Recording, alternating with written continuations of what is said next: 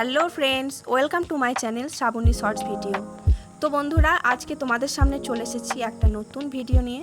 4-5 দিন লাগাতার বৃষ্টির কারণে বাড়ি থেকে বেরোতে পারিনি। আজকে একটু বৃষ্টি থামতে বেরিয়ে পড়লাম বেরোবের করতে।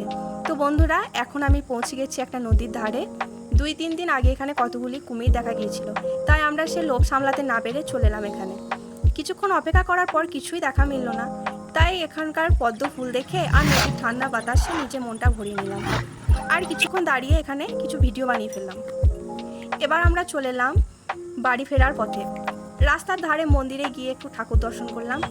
এখন আমরা পৌঁছে গেলাম মার্কেটে গিয়ে কিনে নিলাম আমার জন্য একটা রং পেন্সিল। তারপর চলে এলাম আইসক্রিম স্টলে, গিয়ে সেখানে একটা বাদাম শেক নিয়ে নিলাম। আমরা ভিডিওটা এখানেই শেষ করলাম। আমি বাদাম শেক খেতে থাকি।